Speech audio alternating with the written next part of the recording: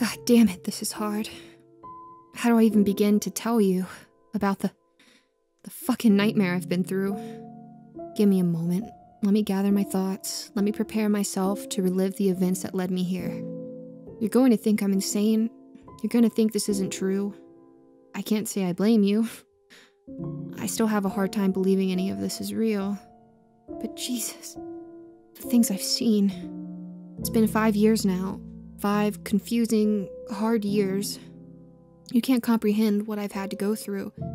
There's no way you'll ever know what I've been forced to surrender. You can't fathom how many things I've had to relearn, and there are still so many questions that absolutely terrify me. But I'm rambling. I told myself I was going to sit down and record everything that happened. I suppose I should start from the beginning. Christ, I don't even know where the beginning is anymore. The watch. It started with the watch. I bought it at a flea market on the day I was going to meet Megan for the first time. I had a date with her that night. A blind date. Something one of our mutual friends set up. But the watch... that fucking watch... Some kid was selling it at a table, along with dozens of others. They were all different, but I remember that specific one immediately caught my eye. It was made from some kind of black stone, the polished ebony band coiling around my wrist as I tried it on. It was breathtaking, a one-of-a-kind piece. The face was colored red in the center and then faded to black along the edges. The hands were colored in swirls of matching shades. The round face was encircled with beautiful, shining stone. That same inky black practically glowing as I inspected it. It was heavy on my wrist, and I remember liking that. That kid, that fucking kid. He was watching me carefully the whole time with a glint in his eye. He knew. Of course he knew. I know that now. He told me I could have it for $5. The price was unbeatable, and he could tell that I had fallen in love with it. I didn't hesitate, purchasing it as quickly as I could pull out my wallet. I was thinking about how it would impress my blind date. The kid snatched the $5 bill from my hand and started packing up his table. I didn't think anything of it, but as I turned to go, he called out to me. I turned around, expecting him to ask for more money. Instead, he had a torn look on his face. Finally, he spoke. Listen, that watch has an alarm on it.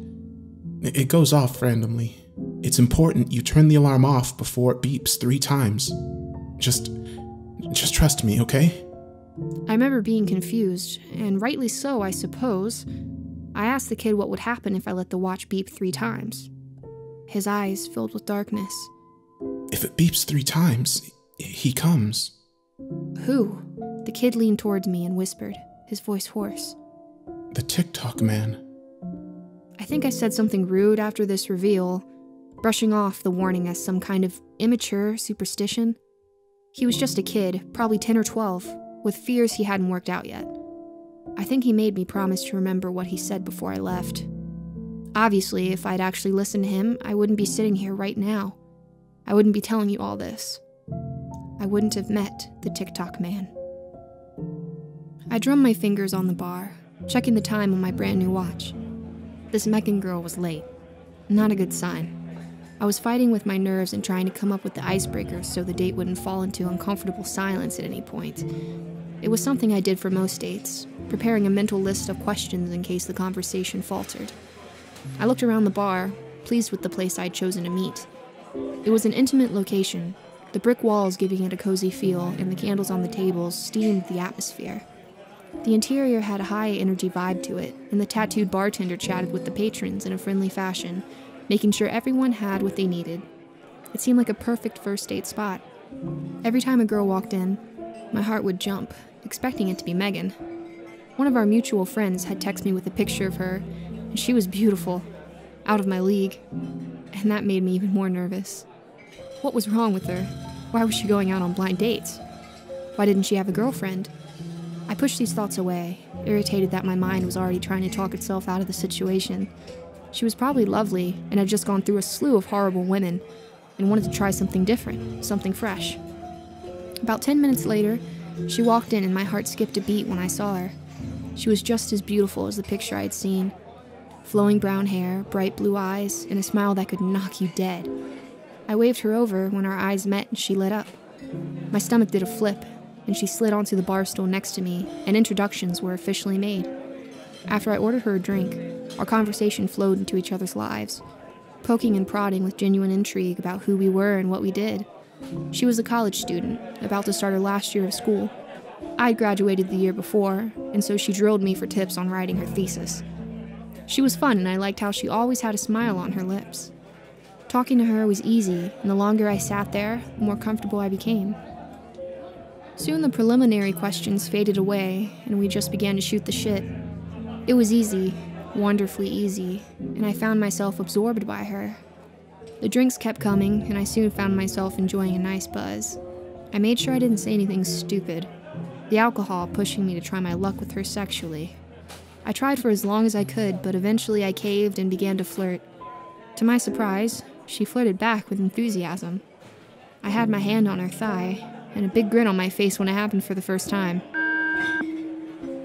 Megan looked at me, a slightly tipsy grin on her face. Was that your watch? She asked, nodding towards my wrist. I blinked my buzz away and held my watch up to my face. Well, the kid hadn't been lying about the alarm. I began fumbling for a button, some way to turn it off before it beeped again. I wasn't even thinking about the kid's warning. I just wanted to stop the annoying interruption.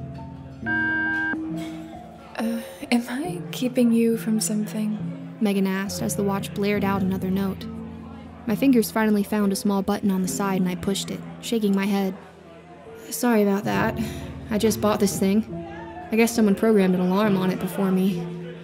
I really like it, Megan said, reaching out and taking my wrist. It's a very handsome watch. Makes you look smart. I was enjoying the way her hands felt on my skin and felt my heart begin to race as her fingers traced my wrist along the band. Our eyes met and I saw lust behind her shining blues. I swallowed hard. Did she want me to take her home? It's getting late, she said coyly, turning my wrists in her hands to check the time. You want to get out of here? Yeah, absolutely, I stammered. Any ideas on where you want to go? Megan asked, still smiling. Well, I said, mind avalanching. My apartment it's trashed right now. I died a little inside as the honesty poured from my lips like vomit. She chuckled. That's okay. I'm staying with my parents over summer break, and they're gone for the weekend. So, we can go to my place if you want. We have a pool. She said this last part with a wink, and I could not believe my luck. Did that mean she wanted to go skinny dipping? That sounds great, I said, reaching into my back pocket for my wallet. I cashed us out and we left the bar. She told me her parents' place wasn't far, about 10 minutes outside of town, out in the country hills. She said I could follow her in my car, so we parted ways momentarily. I climbed into my vehicle and let out a soft cry of victory. I couldn't believe this was happening. Who would have known things would go so well? As I followed her car out of the parking lot, I forced myself to calm down. I had to play it cool. I had to act like it was, like it was whatever. You're such a fucking dildo, I muttered to myself, but smiled just the same. I couldn't remember the last time I had been with such a beautiful girl, and never with such a high-caliber girl, such as Megan. I thought back to who the last girl I slept with was and what she looked like. It slowly dawned on me, and I immediately shut her face out of my mind. You had way too much to drink that night, I said out loud, shuddering. The streets were dark in the late hour, and soon I left the town behind me. My eyes trained on Megan's taillights. I rolled down the window, letting the warm summer air fill the car with electrifying possibility. I was in such a damn good mood. The full moon hung fat and yellow in the sky. I made a gun with my fingers and shot an imaginary bullet at it as the wind whipped through my hair. I felt pretty cool. Again? I thought, immediately annoyed by the noise. How often does this thing go off? No wonder that kid had been so eager to get rid of it. I fumbled in the dark interior of my car, keeping one eye on the road as I felt for the off button. I searched for the slight incline along the side of the watch, and when my fingers made contact, I pushed it. I waited for another beep, but none followed. Not long after, I was pulling up behind Megan, a fairly large house looming before us. I stopped the car in the driveway and got out, appraising her home. The house was big, maybe 5 bedrooms, and the yard looked well kept. Everything about it boasted money. It was on a spacious plot of land, rolling green hills spanning around the sides, and I heard the gentle sway of heavy woods from the back. "Not bad," I stated, walking to Megan, who was getting out of her car. My dad makes pretty good money," she said, smiling. She suddenly took my hand and pulled me along after her. I didn't resist. We went around the side of the house to the back, towards the pool.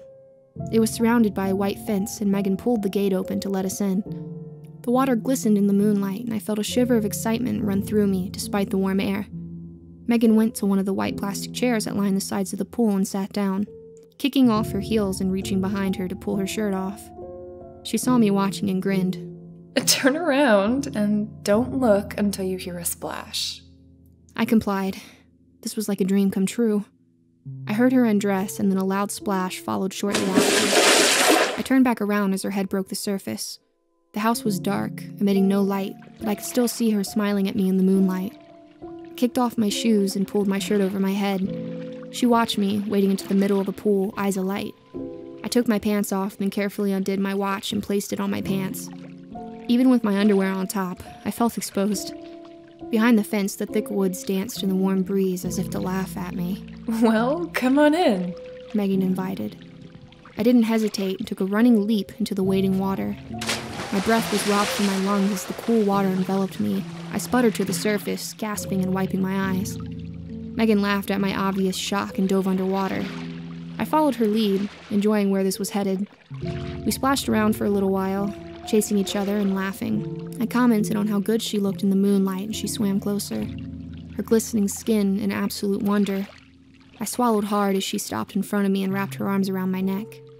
"I think I like you," she said softly, smiling. I didn't hesitate. I wrapped my arms around her and pulled her into me. I kissed her, letting the moment last, the water quietly lapping around us. It was perfect. The full moon, the dead silence, the isolation and sexually charged energy, everything. I ignored my watch, the alarm barely registering in my mind. I pressed Megan against the side of the pool, both of us lost in each other. Megan reached underwater and began to grope me, her hands working around my underwear. I let out a sigh and felt myself surge with desire. Megan had wrapped her legs around me, and I walked us towards the pool stairs, desperate to get her up on dry land so I could further our course of action. Our eyes met, and I could see she wanted it as much as I did. I pulled her from the water, both of our bodies rising in a rush of sound. "Inside," Megan said breathlessly. "Come on." I didn't argue, my sex drive roaring with the intensity of a locomotive. We went to her back door, and as she placed her hand on the knob, a noise echoed through the night, stopping us in our tracks. It was the loud gong of a clock, and it came from the woods. We both looked at each other, the eeriness of it momentarily stalling our intentions. "What was that?" I asked, my view of the woods blocked by the pool's white fence. She looked back at me, and I saw she was just as confused. "That sounded like an old grandfather clock, right? What the hell?" I cocked my head at her. "Is there a house in the woods? Because that's where it sounded like it came from." "No," she said, shaking her head. "There's nothing out here." It looked like she was about to say something else when the sound repeated, this time much louder. "What in the world?" I muttered, jumping at the noise. It had sounded like it was on the edge of the woods, behind the fence. That kid's warning suddenly rushed back to me. Don't let it beep 3 times. That was ridiculous, though. What did he say would happen? The TikTok man would come? Whatever that meant. Besides, this was just some dumb story he had made up. It was just a watch. It didn't hold any power. It couldn't summon some weird figment of my imagination. "This is kind of freaking me out," Megan said, huddling next to me, her shivering body dripping wet. She wasn't naked, but she might as well have been. Seeing her out of the water urged me to deal with whatever this distraction was so we could get on with it. "Let me go and take a look," I said, taking her by the shoulders. "There's nothing to be afraid of." I felt a little uneasy, but I thought if I showed her how brave I was, it'd get us back on track. Megan nodded, and I went to the gate.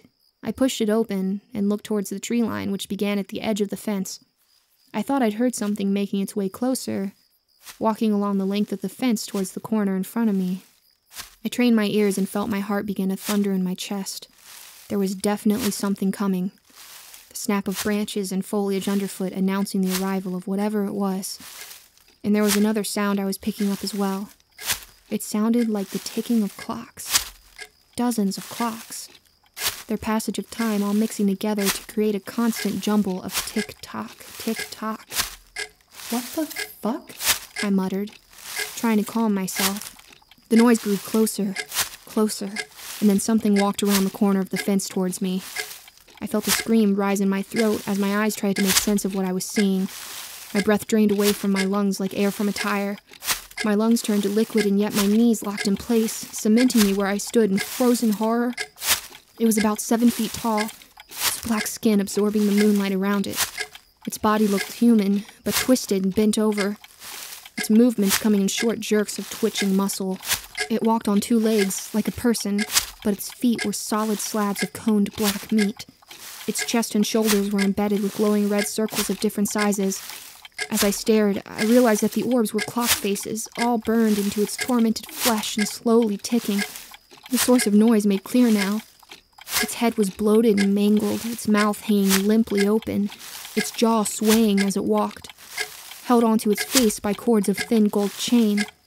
It had no eyes, but instead a giant clock face filled the top half of its head with black infected skin growing around it. It glowed red in the center and then faded to black, just like my watch. The hands on the clock were in a constant twirl of chaos, spinning with no discernible meaning. And rising out of its back in a mass of wooden flesh was the top half of an old grandfather clock. It jutted from the creature's torn flesh, rising from its body 3 feet high. The weight of it pushed down on the monster, causing it to hunch over slightly. Its movement slowed. The grandfather clock was made of charred wood, tiny spires rising from its peak. The face was colored like my watch as well, but the hands held steady at midnight, the smaller third hand ticking away the seconds. I slowly backed away from the creature, never taking my eyes from it. It was about 20 feet from me and slowly advancing. I felt a trickle of sweat run down my spine as my mind tried to make sense of the impossible figure before me. I kept expecting to blink and have it vanish, but it just kept walking towards me, its face trained in my direction, the large clock hands spinning madly. Its jaw swung limply from the gold chains, the blast of sparkling color, sharp contrast to the black of its skin. The creature emitted a noise. A low growl, like the turning of gears in heavy machinery. I'd never heard anything like it before, and it chilled my bones right down to the marrow. It flexed its long, sharp fingers at me, the ends coming to needle-like points. As it came closer, I sensed that this entity intended me harm, that it was coming to kill me. The constant tick-tocking from its body filled the night air, and seemed to count down the seconds I had left to live. I suddenly snapped from my trance-like state, the danger of my situation igniting me into action. I turned and ran, throwing the gate open and sprinting to Megan, who was waiting for me by the back door. Adrenaline coursed through my veins, turning my blood to fire. Megan sensed my panic as I charged to her, and her eyes went wide with fear. Questions began to blossom from her lips, but I cut her off in a hurry. "Inside, now!" I yelled, skidding to a halt and throwing a look over my shoulder. The open gate showed nothing but a slice of night, but I could hear the thing ticking its way closer. "What's wrong? What is it?" Megan cried as she fumbled with the door. I didn't answer as she turned the knob and I pushed us both in. I quickly slammed the door behind us and locked it, turning to look out of the small square window in the center of the door. I cocked my head so that I could see, and my breath froze in my lungs. It was staring right at me, its body filling the gateway. It was slowly moving its fingers as if thinking, the clock in its face glowing red. I ducked down and slid to the floor, placing a hand over my beating heart. I sat with my back to the wood as Megan stood over me and peeked out the window. Her reaction was similar to mine, a sharp gasp of horrified confusion, and then she was sitting next to me, clutching me, asking me what that was. I didn't have an answer for her, so I remained silent, begging my mind to kick into gear. I needed to do something. I didn't know what this thing was or where it had come from, but I knew it wanted to kill us. I sat there stupidly, soaking wet and in my underwear as Megan's desperate pleas washed over me in a numb wave. I didn't know what she wanted me to do, what she expected me to do. After a few minutes of sitting in the dark, Megan slowly stood and took another look from the window. "It's gone," she announced breathlessly, For some reason, her words didn't comfort me. She might not be able to see it, but it surely wasn't gone. Why didn't you listen to that kid? I thought. Why didn't you just turn off this stupid alarm? I knew in retrospect it was easy to blame myself, but realistically, why should I believe this kid's warning? We don't prepare for the impossible because it's just that, the impossible. I slowly stood, the house silent. I looked around, and in the dim darkness I could see we were in the basement. At the far end of the room, a staircase led up to a closed door. I turned and took a quick look through the window and saw nothing but calm night. We need to get out of here, Megan whispered urgently. I know, I said, running my fingers through my hair. Just let me think. My thoughts were cut short as a loud noise exploded upstairs above us. Jesus Christ. Did it just kick in the front door? Megan's eyes were wide and I felt her hand grip my arm. Suddenly, the basement door erupted in a violent blast of splinters, the wood fragments rocketing down the stairs towards us. Megan let out a scream as the Tock man filled the doorway. The clocks that were fused into its skin gave off a soft red glow, washing his skin with haunting color. The grandfather clock on his back was too tall for him to fit it in the stairway, so it slowly got into its hands and knees and began to crawl down towards us.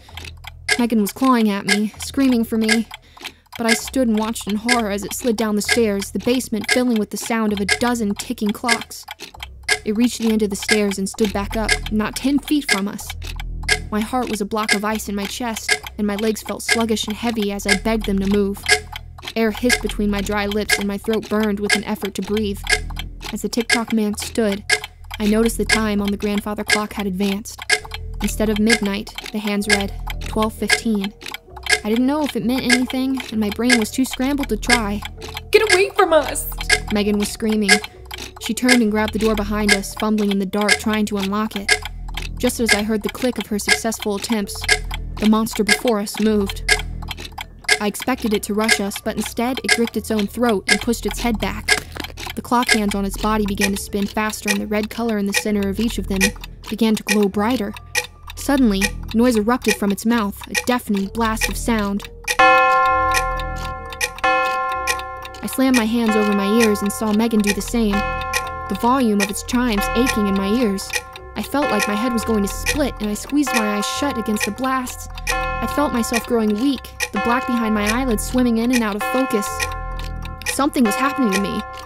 The gonging kept going, each note followed quickly by another, the offensively loud sound cracking my skull open and rattling my brain. I felt like my head would pop, unable to take the shockwaves of pain with each toll. And then suddenly, it stopped. My head rocked with agony and I clutched my temples, eyes still shut. I felt the world shimmer and then refocus around me. Slowly, I opened my eyes. Something was wrong. The proportions of everything was off. The furniture and the ceiling looming overhead. I felt dizzy, and I stumbled as I took in the contorted reality. No, it wasn't reality that had shifted. It was me. I looked down at my body and felt panic roar in my chest like a screaming inferno. I was young again. I looked at my hands and little legs, testing my weight in a hurried attempt to acquaint myself with this new horror. I couldn't be more than 2 years old. But my mind remained the same. It was trapped in a younger version of myself. And as I opened my mouth to speak, nothing but a choked gurgling sound came out. It was like the words became garbled as they rose from my throat, distorted by the inexperience of youth. I turned my head and saw Megan had suffered the same fate. Big tears rolled down her face as she stared at me in absolute disbelief.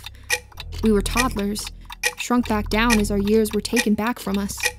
Broken syllables and sounds poured from her mouth as she tried to speak to me, but I couldn't understand any of it.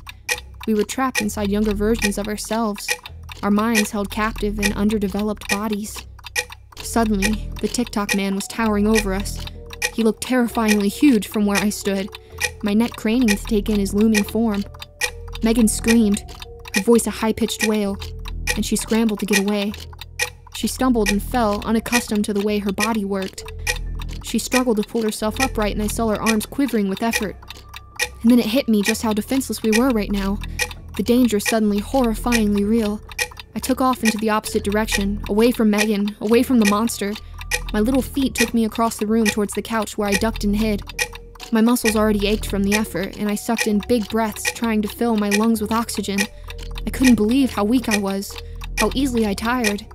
I heard Megan screaming and got down on all fours and crawled under the couch. I peeked through the skirt on the other side and saw the TikTok man bending down to pick Megan up. He clutched her in one hand, his long, sharp fingers wrapping around her head, and lifted her squirming body from the floor. In one quick motion, it twisted her head and pulled it from her shoulders with a sick, popping sound. Blood splashed to the ground, and Megan's cries were cut short as she was forcefully decapitated. I felt bile charge up in my throat, the horrific scene slamming into my senses, and I vomited onto the floor. The creature turned my way, and I noticed the hands on the grandfather clock now read 12:30. I hurriedly scooted backwards, hiding myself under the couch's skirt. I held my breath, eyes squeezed shut as tears leaked from them. I rubbed a chubby hand against my nose, wiping away snot, begging to turn invisible. Suddenly, the couch flew off of me, tossed aside by the enormous monster. I screamed, my underdeveloped vocal cords vibrating in a high shriek. I scrambled to get away, but my sluggish muscles wouldn't react fast enough. I saw it swing its long, sharp hand at me, and I ducked, desperately trying to avoid the same fate as Megan. I wasn't fast enough, and I took the impact across my shoulders. Pain splintered through my body, and I went airborne, soaring through the room and into the window. I crashed through it and went tumbling into the night air, landing hard in the pool area, the rough cement unforgiving on my skin. I came to a stop by the pool's edge and lay gasping, my breath beaten out of me. Everything hurt, and jolts of sharp pain coursed along the left side of my small body. My legs and knees were bleeding, leaving red streaks on my vulnerable flesh. I blinked back darkness, forcing myself to keep my eyes open. I knew that if I closed them, I would never open them again. In a daze, I saw the TikTok man climb through the shattered remains of the window, ducking down to allow the grandfather clock access to the outside. It read 12:45. That can't be right, I thought numbly. The hands are moving too fast. And then another thought drifted up from my scattered mind. Maybe time is different where it comes from. I forced myself to get up, my body screaming in protest. I realized I was crying, my cheeks wet with tears. Move, I told myself. You have to move, or you're dead.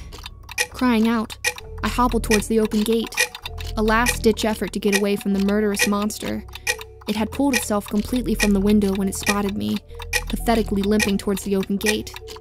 A look of utter terror on my face. I wasn't moving fast enough. He's going to rip your head off, I thought, tears flowing from my eyes. You have to do something. I suddenly turned around, hearing the creature close behind me, my body in shambles. I dashed to where I'd left my clothes, my shoulders screaming in protest. My legs felt like they were on fire, and every time I exhaled, blood and drool flew from my lips. I reached the chair I'd left my clothes in and snatched the watch from where I'd left it. I turned around, holding it in front of me like a shield. The TikTok man froze, mere feet from me, the sight of the watch freezing it in its tracks. I had no plan, no hope, just a prayer and a dying wish. We stood staring at each other, neither one of us moving. For some reason, the sight of the watch kept it frozen in place. The black stone it was made from felt hot in my hands as I gripped it tighter. I didn't know what kind of power it had over this entity, but I slowly backed up, keeping the watch held out in front of me. I never took my eyes from it, circling around the pool, waiting for the creature to suddenly lurch into motion. But it remained where it stood, slowly turning to watch me as I came around the far side and slowly made my way to the gate. I could hear a mechanical growl coming from deep in its chest, a roaring anger, a deep hunger. I got to the gate and glanced out, my eyes going to the tree line. I had to try to make it. It was my only hope. I turned and ran, going as fast as my broken body could take me. As soon as the watch broke contact with the monster, I heard it howl, the sound echoing in the night like clanging chimes. I knew it wouldn't be far behind me, and I begged my clumsy body to move faster, trying my best to ignore the agony it was in. My bare feet shuffled through the grass, the tree line seeming impossibly far away. A breeze rustled the treetops, and I heard the TikTok man explode through the fence behind me. The earth vibrated under my feet as I felt it take long strides towards me, but I dared not look back. Suddenly I fell, my body simply giving up. I crashed to the ground with a cry, the watch flying from my hands. I hit the dirt with a grunt, and a new wave of pain gripped me. I grit what teeth I had and began to crawl towards the trees, my tiny fist grabbing handfuls of dewy grass. I knew I was dead. Suddenly, I felt a strong hand grip my ankle, and I was lifted into the air, dangling upside down, screaming as the TikTok man pulled me up. Its form was hideous up close, its skin reeking and giving off nauseating heat.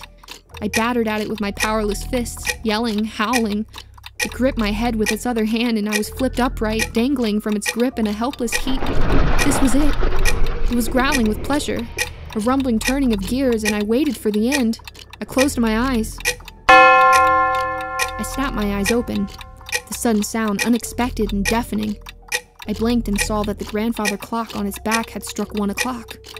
Suddenly, the TikTok man went into a rage, thrashing its arms about, its dozens of clock faces exploding in red color. The hand spun at increased speed, and I was tossed to the ground. I landed in the grass, wincing and letting out another cry as I came to a stop. I turned my head and saw another impossibility.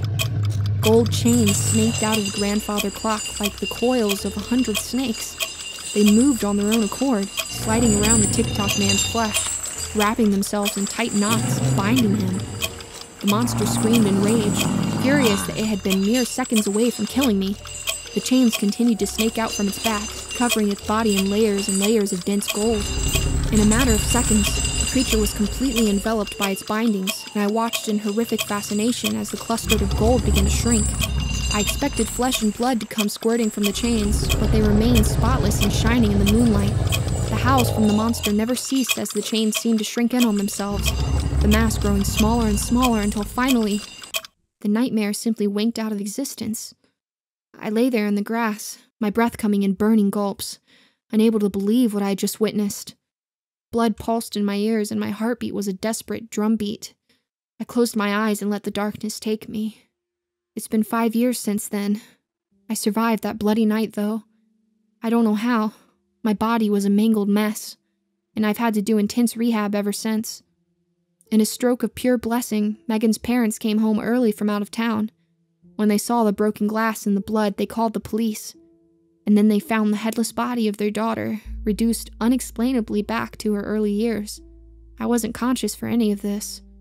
The police found me laying in the grass when they arrived. I was rushed to the hospital, and by some miracle, I survived. When I woke up in the hospital, I rubbed my eyes and felt something heavy on my wrist. The watch. Somehow I was wearing that fucking watch. You see, I can't get rid of it. No matter how hard I try, no matter what I do. When I fall asleep, I wake up wearing it again. I've tried smashing it, burying it, burning it, but nothing works. It always returns looking brand new. I've thought back to when I bought it from that kid, and I wonder if the only way to pass this curse off of me is to sell it to another unlucky soul. I've thought about it. Oh, have I thought about it. But no matter how much I hate this, how much this monstrous thing has destroyed my life, it is, in fact, my burden to bear. I can't pass this off to someone else. I can't give them the horror I know will come. Because you see, the alarm still goes off. It's random, completely unpredictable. Sometimes months will pass and it will remain silent. Other times it will go off 3 times in one day. There's no pattern or reason for it. It's a monster of its own makings. I fear going to sleep, afraid that if it goes off in the middle of the night, I won't hear it. I'm afraid the TikTok man will come back and finish the job, summoned by the watch on the 3rd chime. So now it's a part of me. This goddamn watch. I've learned to live with it as best I can, but the fear won't go away. I don't think it ever will. Because I know that one day I won't turn off the alarm in time. I know that it's going to come back for me. And I have a lot of years ahead of me. I'm 7 years old now. I'm 7 years old again. I live in a foster home, a quiet outcast who just wants to be left alone. The family I'm with are good people, but they don't understand the weird things I say sometimes. And how could they? I'm a 28-year-old trapped in a 7-year-old body. And let me tell you, living through life again is something I would not wish on anyone. Life, it's full of monsters waiting to rip you apart over and over and over again.